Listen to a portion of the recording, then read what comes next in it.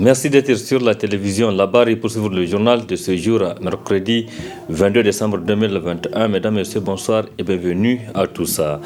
Dans 48 heures, le coup d'envoi de la 42e édition du sabre national de la lutte traditionnelle sera donné ici à Niamey le 24 décembre prochain. Plus précisément, ce mercredi matin, les autorités en charge du sport du Niger et celles de la ville de Niamey ont visité les différents sites prévus pour cette édition du sabre national.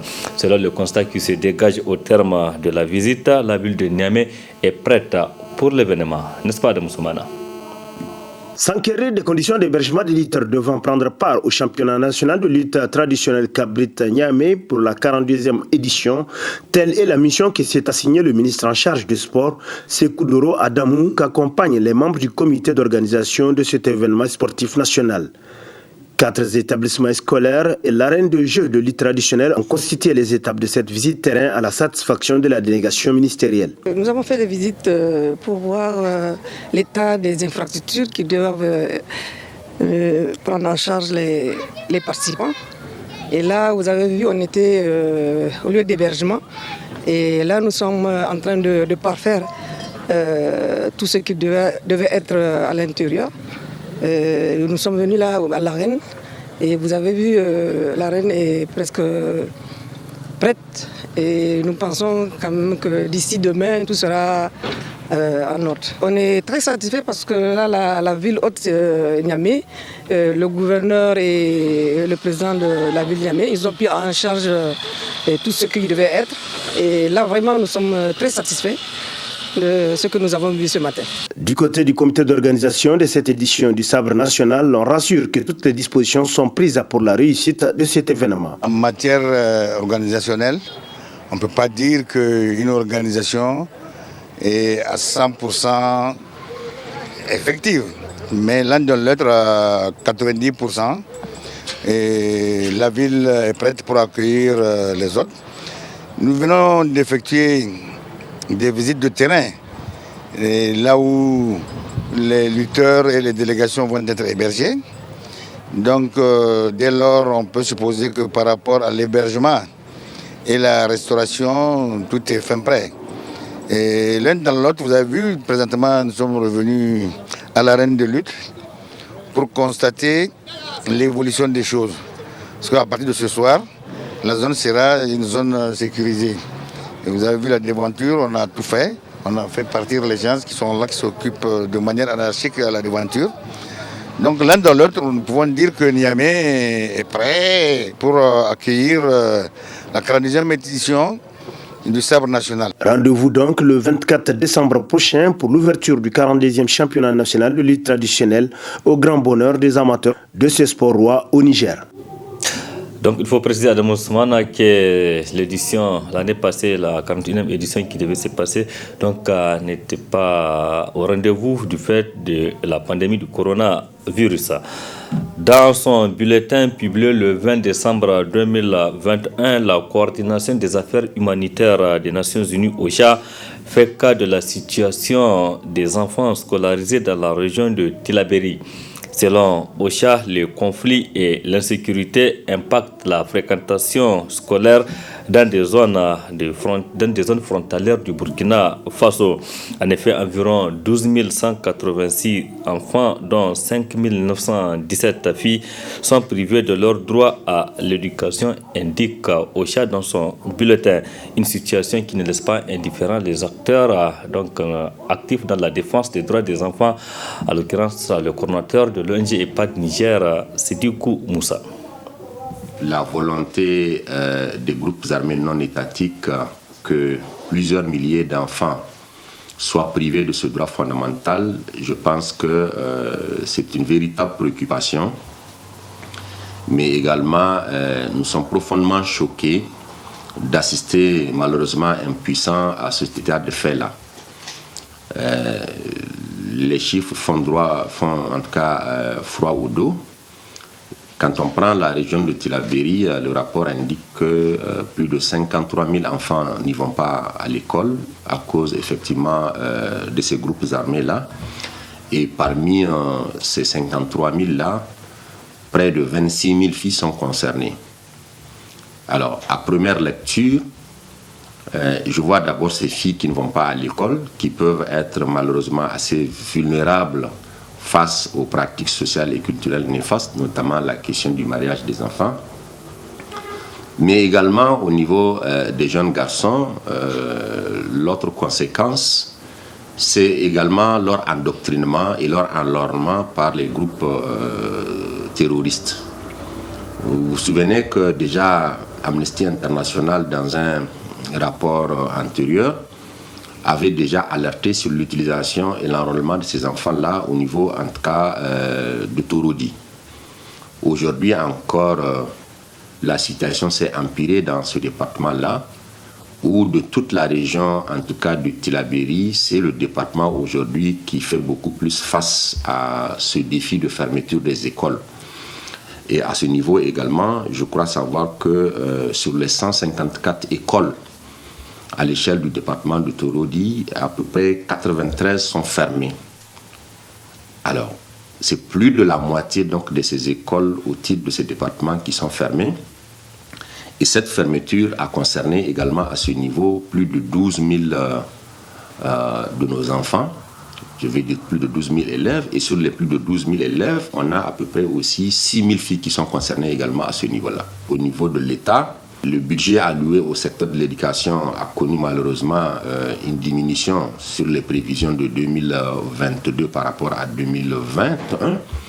Et pour nous, c'est quand même une préoccupation au moment où effectivement la demande sociale elle est forte dans ce domaine-là. C'est en ce moment qu'on constate quand même que le budget a connu une baisse.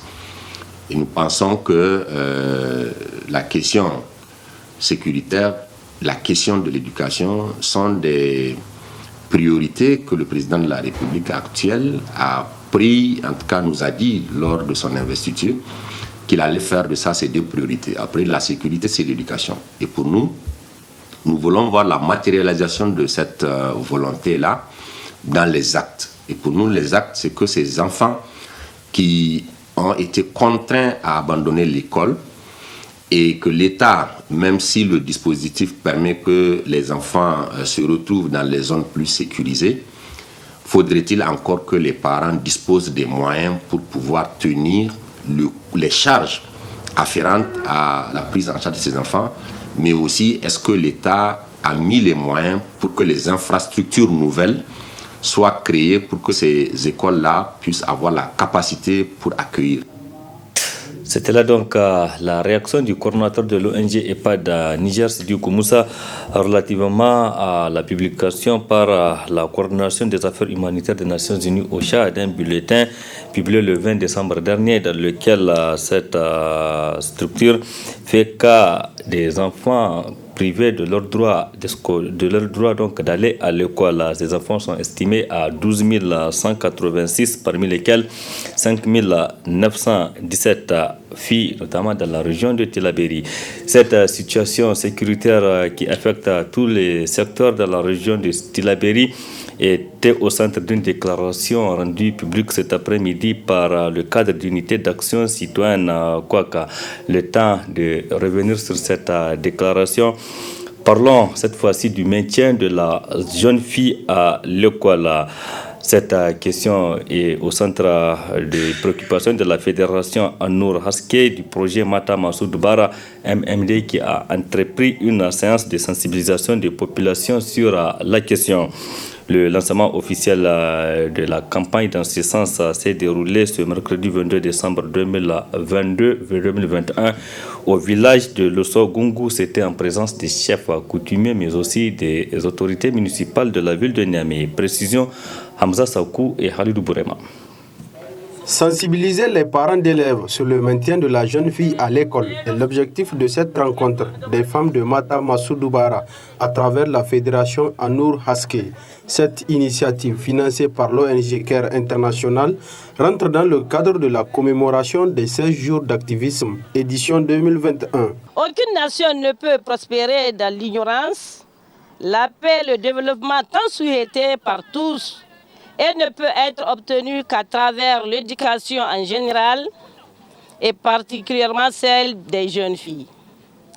Dans ce contexte où des fossés continuent de se creuser entre garçons et filles, la fédération entend apporter sa modeste contribution à travers l'information et la sensibilisation des populations de la commune Niamey 1 pour que le décret du 5 décembre soit partagé en vue d'inciter et de s'en approprier.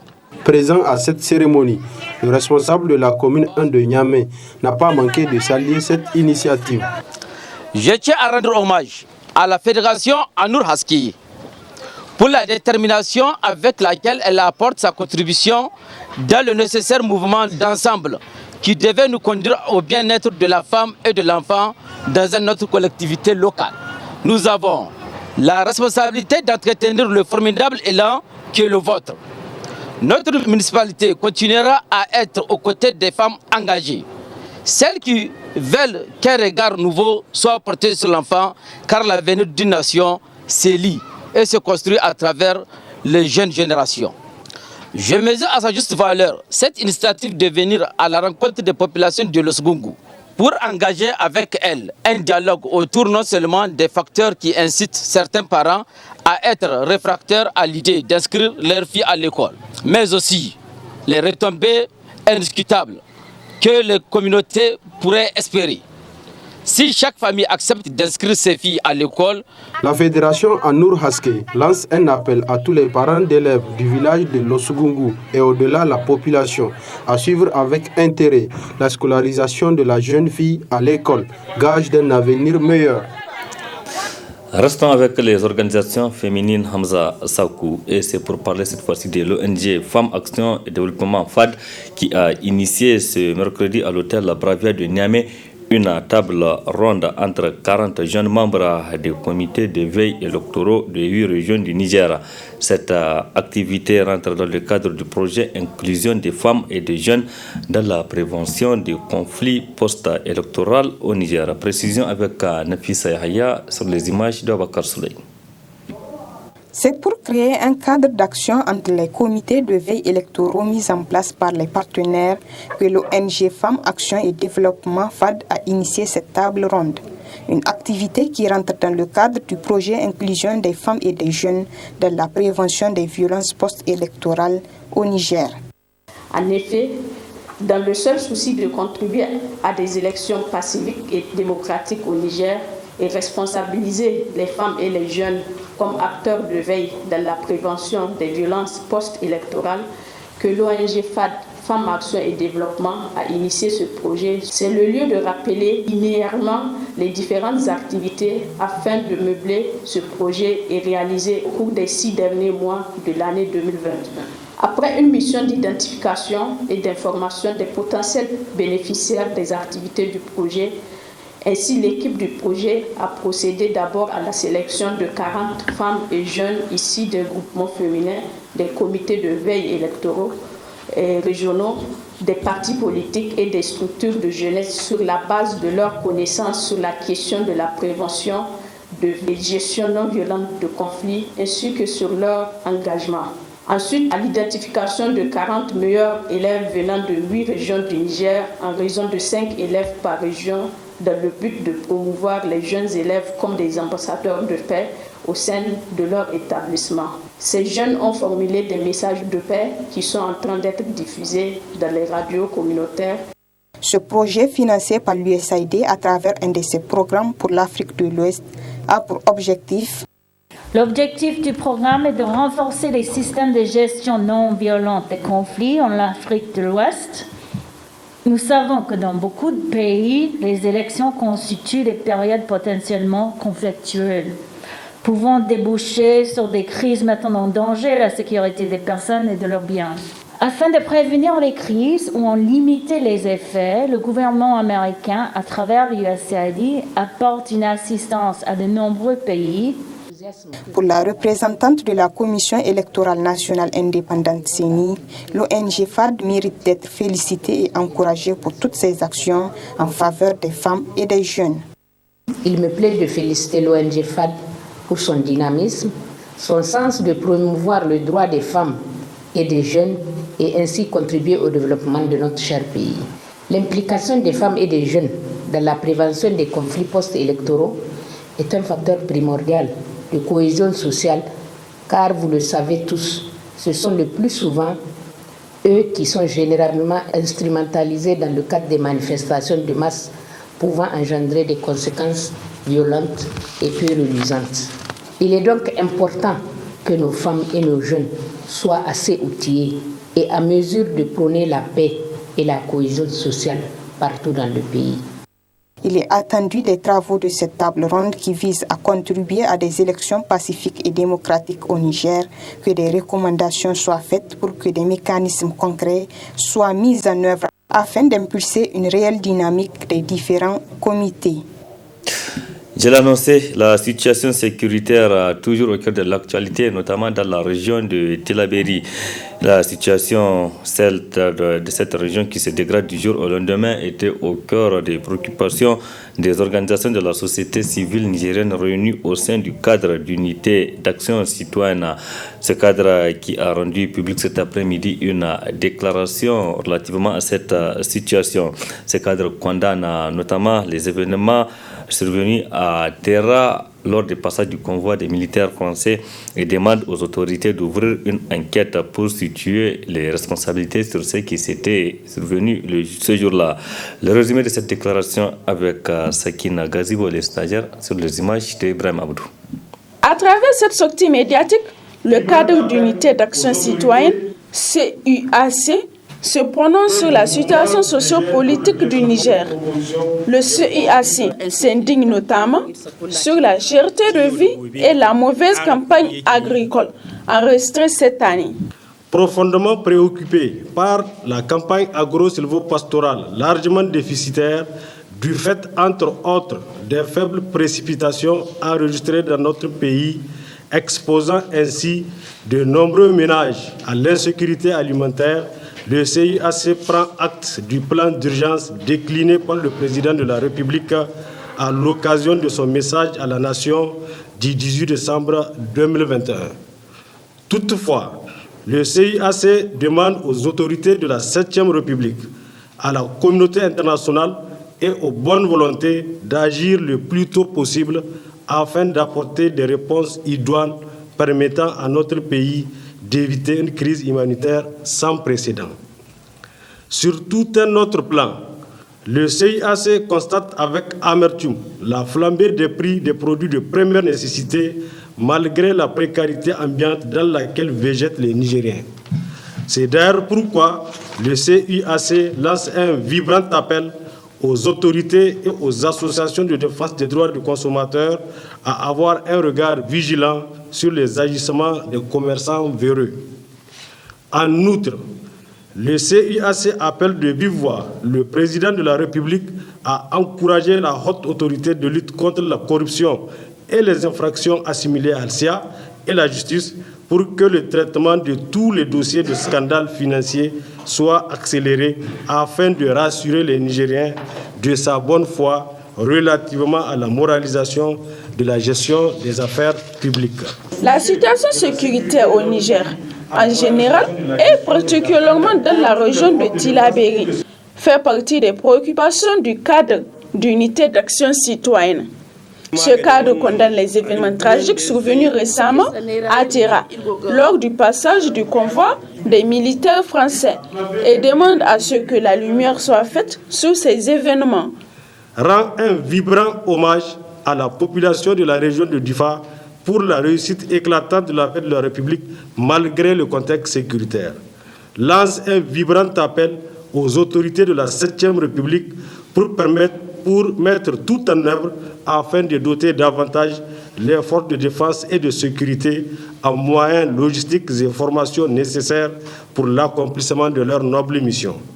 Demande au gouvernement de solliciter une enquête indépendante pour situer la responsabilité sur le drame de Terra. Appelle les organisations de la société civile à une attitude adaptée au contexte sécuritaire, tant dans leur rôle de contrôle citoyen de l'action publique que dans celui d'éveil de la population. Sollicite la population à plus de vigilance et de collaboration avec les FDS pour lutter efficacement contre cette guerre asymétrique injustement imposée à notre pays. Demande aux autorités d'organiser une large concertation en vue de recueillir les propositions des forces vives de la nation afin de lutter contre l'insécurité dans notre pays. Dans le souci de renforcer la paix, l'unité et la cohésion sociale au Niger, le cadre d'unité d'action citoyenne, CUAC, appelle à une prise de conscience de tous les acteurs et à tous les niveaux dans l'intérêt du pays. Nous avions à présent à notre rendez-vous hebdomadaire la chronique juridique. Cette semaine, nous vous ferons découvrir les juridictions des mineurs, attributions et compétences de ces juridictions avec Nani Soli Aboubakar Sidikou. Il est juge des mineurs au tribunal de grande instance hors classe de Niamey. Très bonne réception.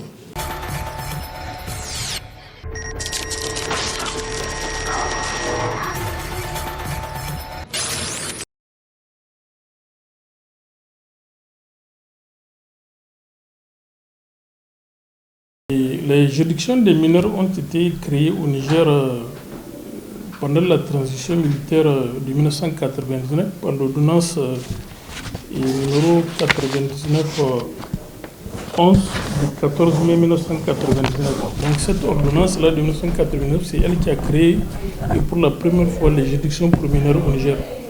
Donc après un certain nombre d'années de mise en œuvre, donc un certain nombre de lacunes et de difficultés ont été relevées dans son application.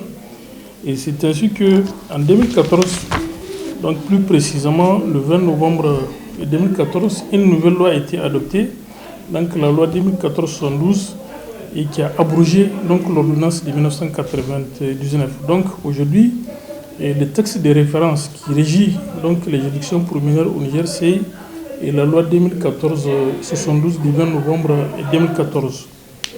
Voilà donc pour ce qui est de la présentation. La juridiction des mineurs. Le juge des mineurs, il a une double casquette. Il a des attributions en matière pénale et des attributions en matière de protection. En matière pénale, le juge des mineurs, s'agissant des faits qualifiés de délits, donc lorsqu'un mineur est en conflit avec la loi qui est poursuivi pour des faits qualifiés de délits, c'est le juge des mineurs qui est saisi et c'est lui qui instruit, qui fait les actes d'instruction. Il fait office de juge d'instruction, il instruit le dossier. Et c'est le même juge, donc après l'instruction, s'il estime que le fait reproché au mineur, il y a des charges contre lui, donc il prend une ordonnance, il les renvoie devant le tribunal des mineurs qu'il va présider pour les juger. Maintenant, en matière criminelle, donc lorsque les faits reprochés aux mineurs sont qualifiés de crimes, donc là, c'est le tribunal des mineurs collégialement composé qui est présidé par le président du tribunal et d'un juge du mineur et d'un autre juge. Donc c'est un collège de 3 magistrats, y compris le juge du mineur qui a instruit le dossier, donc qui juge le dossier. Donc voilà, en matière pénale, les attributions du juge des mineurs. Il est juge d'instruction à ce qui concerne les dossiers impliquant des mineurs, et il est aussi juge de jugement pour les affaires correctionnelles. C'est lui-même qui représente la juridiction des mineurs. Maintenant, pour les affaires criminelles, il complète le tribunal des mineurs qui est présidé par le président du tribunal. Maintenant, l'autre volet de ces attributions, c'est en matière de protection. Donc là, c'est une innovation. Donc lorsque vous prenez la loi de 2014, notamment à son article 37, dispose que le juge des mineurs, il est compétent pour prendre des mesures de protection lorsqu'on est en présence du cas d'un mineur en danger. Alors, qu'est-ce qu'on entend par mineur en danger? La loi a défini, donc 2014-112, a défini ce qu'il faut entendre par mineur en danger. Un mineur en danger au sens de la loi, c'est un enfant dont la santé, la sécurité, la moralité ou les conditions de son éducation sont gravement compromises. Donc lorsqu'on est en présence d'un enfant qui se trouve dans cette situation, eh bien le juge des mineurs, il est compétent pour prendre une mesure de protection. Donc il peut prendre par exemple un enfant c'est pas qui s'adonne dès le bas âge à la consommation des stupéfiants ou bien qui passe la nuit dans la rue, il est en danger parce qu'il peut être exposé à toutes sortes d'accidents de circulation et consorts ou des problèmes de santé. Donc là, le juge des mineurs peut prendre une décision. Si par exemple les parents sont divorcés, il peut décider, après enquête sociale, décider par exemple si l'enfant est avec la mère, les retirer donc de la mère pour le confier au père, ou bien le placer carrément dans un centre d'accueil, ou bien le confier à une personne digne de confiance. Donc ça fait partie des mesures de protection que le juge des mineurs peut être amené à prendre. Maintenant, et qui sont les personnes qui sont habilitées à saisir les juges des mineurs en matière de protection? Donc la réponse se trouve dans l'article 36 donc, de la loi EDEM 72 qui dispose, je cite, donc il y a parmi les personnes qui sont habilitées à saisir les juges des mineurs et pour un dossier de protection, pour une mesure de protection, il y a le procureur de la République et les parents, donc le père ou la mère, les tuteurs et le sublogué tuteur, l'enfant lui-même peut venir devant les juges des mineurs pour demander à ce qu'on prenne une mesure de protection à sa faveur. Moi, j'étais à Berny il y a quelques années de cela, c'était une fille qui était au collège, donc que les parents voulaient donner à Marais, c'est elle-même qui était venue me trouver dans mon bureau pour me demander à ce qu'une mesure soit prise parce qu'elle ne voulait pas de ce mariage-là. Donc l'enfant lui-même peut venir saisir les juges des mineurs. Donc il y a la juridiction qui est chargée des affaires coutumières, donc la juridiction qui statue en matière matrimoniale, et il y a la brigade des mineurs aussi. Donc toutes ces personnes-là sont habilitées à saisir les juges des mineurs par rapport à une mesure de protection. Et c'est vrai, il y a une confusion dans la pratique que les justiciables font. Pour le commun des mortels, lorsque par exemple, dès qu'on dit que c'est une question de garde d'enfants, et pour le commun des mortels, automatiquement les gens pensent que c'est le juge des mineurs qui est compétent pour statuer sur la garde des enfants lorsqu'il y a une rupture des liens conjugaux qui intervient au sein d'un couple. C'est vraiment une erreur d'appréciation et une méconnaissance de la procédure qui amène les gens à se comporter de la sorte. La question de la garde d'enfants, elle relève de la compétence d'une autre juridiction. Et pour le cas de Niamey, par exemple, ce sont ce qu'on appelle les tribunaux d'arrondissement communaux. Donc, en dehors de Niamey, par exemple, au niveau des autres tribunaux de grande instance et des tribunaux d'instance, il y a les présidents des tribunaux d'instance. Et au niveau des TGI, donc dans les régions, il y a les vice-présidents, c'est-à-dire le juge chargé des affaires coutumières et civiles. Donc ce sont eux qui sont compétents pour statuer sur la question de la garde d'enfants. Donc normalement, lorsqu'il y a une rupture du lien conjugal, même si c'est à la suite d'une répudiation, parce que quand c'est à la suite d'un divorce, puisque le divorce en principe, il intervient toujours devant les juridictions. Donc là, le problème ne se pose pas. Là où le problème se pose, c'est à la suite de la répudiation. Un couple, par exemple, une dame qui est répudiée par son mari, donc avec lequel elle a eu des enfants, donc après la répudiation, généralement, quand il n'y a pas de problème de garde d'enfants, chacun reste dans son coin. Maintenant, c'est quand le problème va se poser et qu'ils viennent au niveau de notre juridiction pour solliciter notre service. Alors, lorsque vous regardez la loi sur l'organisation judiciaire, la loi numéro 2018-37 du 1er juin 2018, notamment à son article 37, elle a bien défini la procédure à suivre en matière de garde d'enfants. C'est-à-dire, lorsqu'il y a, que ce soit le divorce, bon, on prend le cas de la répudiation parce que c'est ça qui pose problème. S'il y a une répudiation, une femme qui est répudiée par son mari, s'il y a des enfants qui sont issus du couple, normalement, c'est à l'époux le plus diligent. Ça peut être la mère ou le père de saisir le juge compétent, c'est-à-dire le juge chargé des affaires civiles et coutumières. Pour les cas de Niamey, par exemple, le président du tribunal d'arrondissement communal. Donc l'époux le plus diligent, il saisit le juge compétent pour qu'il constate, si c'est une répudiation, pour qu'il constate qu'effectivement il a été répudié sur la présentation du papier de répudiation, qu'elle constate.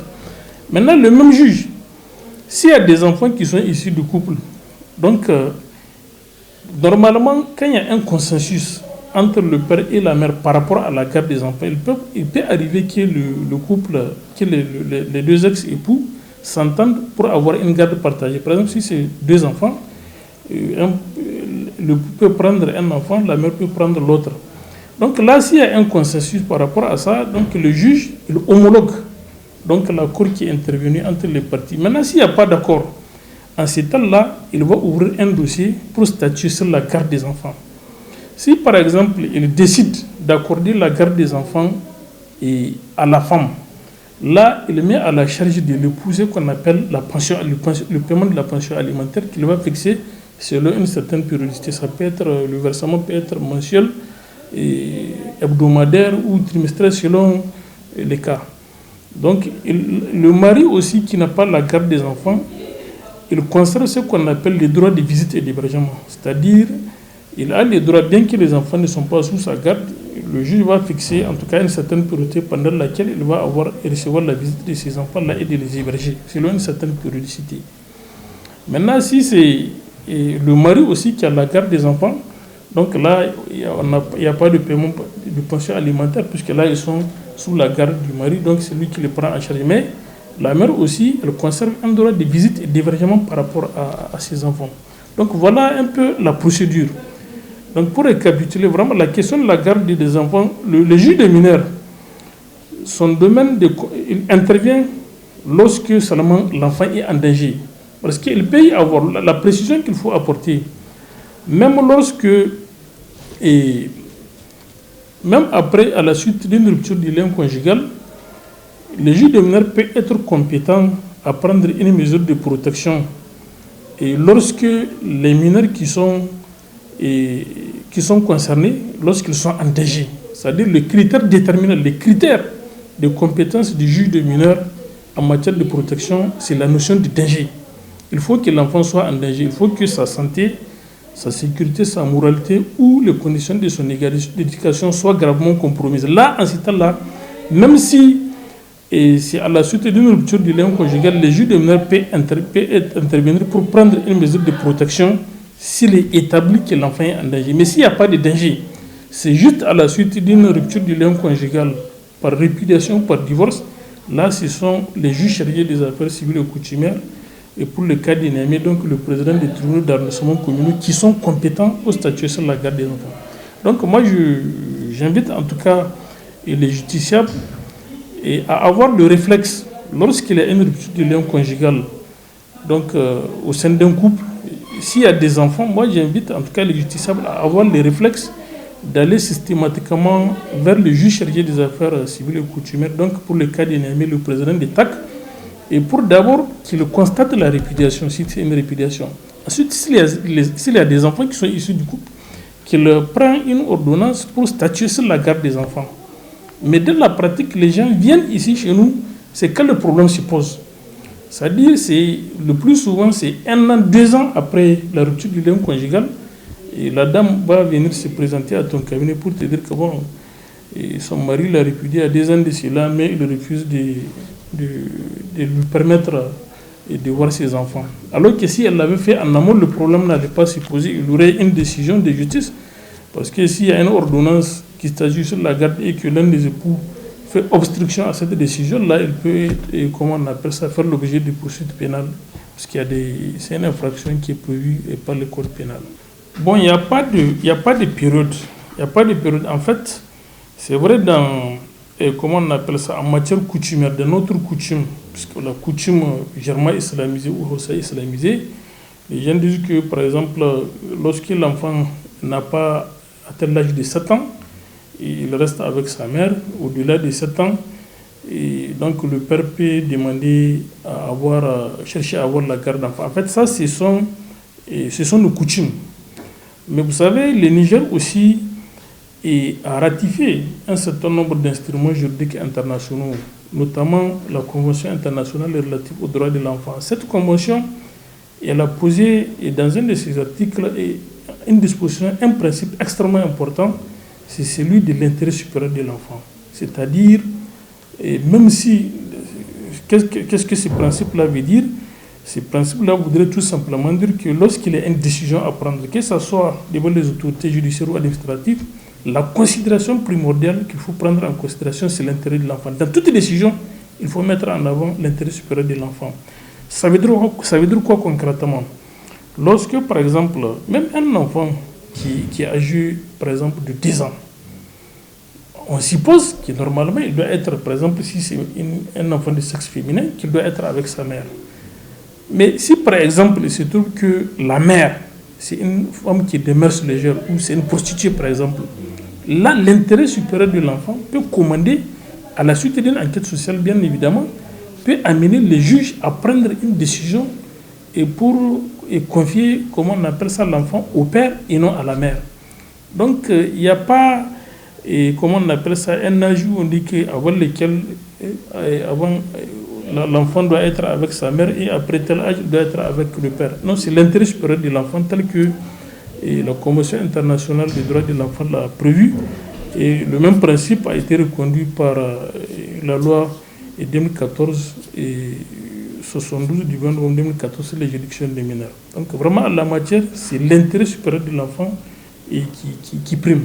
Il y a une infraction qui est prévue dans le code pénal qu'on appelle la non-représentation d'un enfant et qui est prévue par le code pénal. Par exemple, lorsque le juge, à travers son ordonnance, décide par exemple de confier la garde de l'enfant à un des parents et que l'autre refuse de le représenter, c'est une infraction qui est prévue par la loi. Ça, c'est un premier aspect par rapport à ça. Maintenant, il y a une autre infraction aussi, surtout qu'on peut, comment on appelle ça, coller à la personne, c'est la résistance à l'exécution d'une décision de justice.